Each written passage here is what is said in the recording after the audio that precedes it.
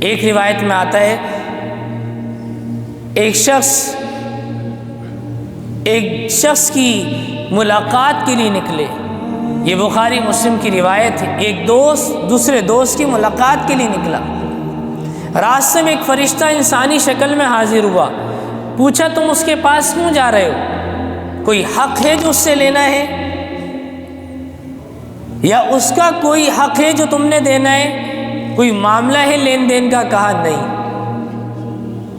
کہا کیوں جا رہے ہو؟ کہا صرف اللہ کی رضا کی خاطر جا رہا ہوں۔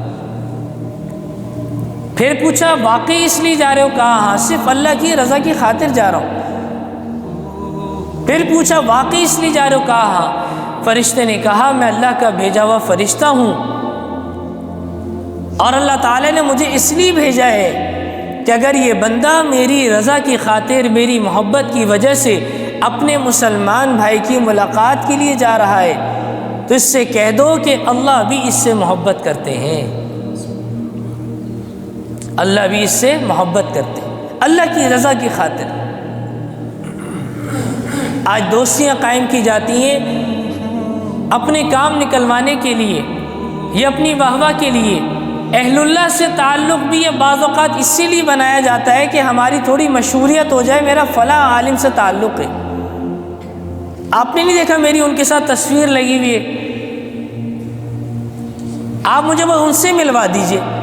بھائی ان سے ملنا مشکل ہے، جن سے ملنا آسان ہے ان سے تو ملیں، آپ اپنی آخرت تو سنواریں۔ یہ شخصیت پسندی کیا چیز ہے؟ اللہ کی رضا کی خاطر کسی بھی نیک شخص کے ساتھ تعلق جڑ گیا، گویا اللہ سے آپ کا تعلق جڑ گیا۔ اللہ کی رضا کی خاطر کسی بھی مسلمان کے ساتھ آپ کا تعلق جڑ گیا، گویا اللہ سے آپ کا تعلق جڑ گیا۔ اور آپ ہیں کہ اللہ سے تعلق ہی جوڑنا نہیں چاہتے، انسان سے تعلق جوڑنا چاہتے ہیں، مخلوق کی محبت دل میں۔ ایک بہت بڑے عالم کے ساتھ ہم موجود تھے، ان کے پاس ایک شخص آیا، اس نے کہا کہ حضرت میں آپ سے بڑا متاثر ہوا ہوں۔ کیا جملہ استعمال کیا؟ حضرت میں آپ سے بڑا متاثر ہوا ہوں۔ اہل اللہ بھی اہل اللہ ہوتے ہیں، بعض ناکام عشق کے راستے پہ چل پڑتے ہیں، بڑا خوش ہوتے ہیں کہ میرا پکا مرید بن گیا۔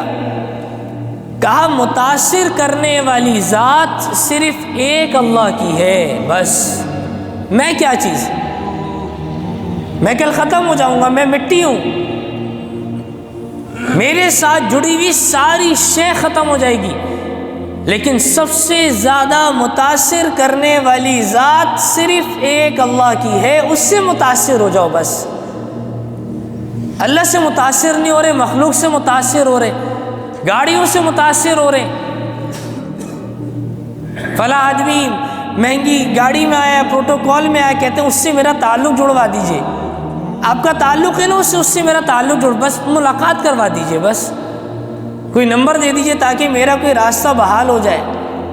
نہیں، اصل تعلق تو اللہ سے جوڑنا ہے، اور وہ جب جڑے گا کہ جب نیک لوگوں سے تعلق جڑے گا آپ کا، نیک صحبت سے تعلق جڑے گا آپ کا۔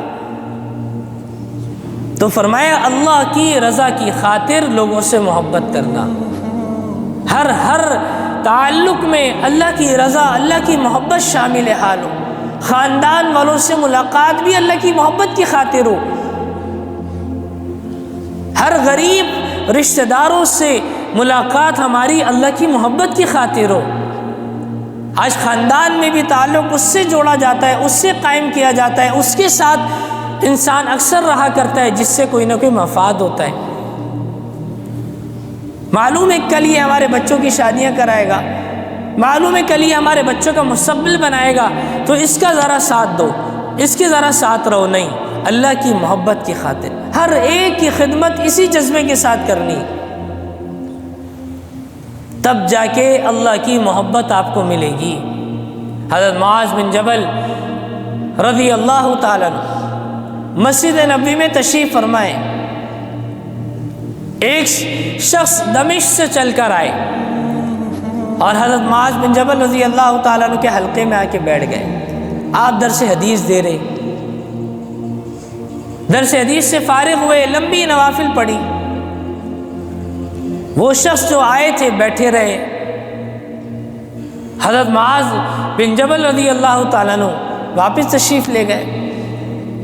اگلا دن آیا، حضرت معاذ رضی اللہ تعالیٰ عنہ داخل ہوئے تو اس شخص کو دیکھا، یہ وہی شخص ہے جو کل بھی بیٹھا رہا، آج بھی بیٹھا ہوا ہے۔ پوچھا تم کس غرض سے آئے؟ کہا کل میں آیا تھا اور میں آپ کے حلقے میں بیٹھا اور میں نے آپ کی باتیں سنی، مجھے آپ سے محبت ہو گئی، اللہ کی رضا کی خاطر مجھے آپ سے محبت ہو گئی ہے۔ تو حضرت معاذ رضی اللہ تعالیٰ نے فرمایا اس کے علاوہ تو کوئی غرض نہیں ہے؟ کہا نہیں۔ پھر پوچھا اس کے علاوہ تو کوئی غرض نہیں ہے، باقی تم نے سچ کہا؟ کہا ہاں، اللہ کی رضا کی خاطر، اللہ کی محبت کی وجہ سے مجھے آپ سے محبت ہو گئی۔ فرمایا یاد رکھو، میں نے رسول اللہ صلی اللہ علیہ وسلم سے سنا ہے اور آپ صلی اللہ علیہ وسلم نے فرمایا کہ جو شخص اللہ کی رضا کی خاطر محبت کرتا ہے کسی مسلمان سے، اللہ بھی اس سے محبت کرتے ہیں، اللہ بھی اس سے محبت کرتے ہیں۔ اللہ کی رضا کی خاطر محبت ہو، کسی کا اسٹیٹس دیکھ کے، کسی کا اچھا لائف اسٹائل دیکھ کے ہم متاثر ہو جاتے ہیں اور کہتے ہیں بھائی اس سے ہماری دوستی ہو جائے۔ یہ دوستی تعلق صرف اللہ کی رضا کے لیے بس۔ اب اس کے بعد فرمایا کہ دوستی کس سے کرنی چاہیے؟ جناب نبی کریم صلی اللہ علیہ وسلم نے فرمایا بہترین دوست کی مثال کیسی ہے اور برے دوست کی مثال کیسی ہے، نیک دوست کی مثال کیسی ہے اور برے دوست کی مثال کیسی ہے؟ فرمایا نیک دوست کی مثال اس عطر بیچنے والے کی طرح ہے کہ اگر تمہاری اس سے دوستی ہو جائے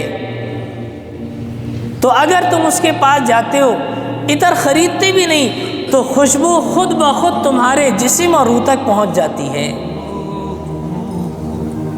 یہ نیک دوست کی مثال ہے۔ اور برے دوست کی مثال کیسی ہے؟ لوہار کی بھٹی کی طرح، کہ انسان اس کے قریب جائے، اگرچہ کوئلہ اس کو حاصل ہو نہ ہو، لیکن اس بھٹی کا دھواں اس کو گرد آلود کر دیتا ہے۔ آج بھی بہت سے لوگ کہتے ہیں کہ میں مسجد کا نمازی کیا بنا، اللہ نے مجھے اپنے پاس کھینچ لیا ہے، رفتہ رفتہ میرے دل سے گناہوں کی جو محبت تھی ختم ہوتی جا رہی ہے، نفرت آتی جا رہی ہے اور نیک اعمال کے قریب ہوتا جا رہا ہوں۔ کیا وجہ ہے؟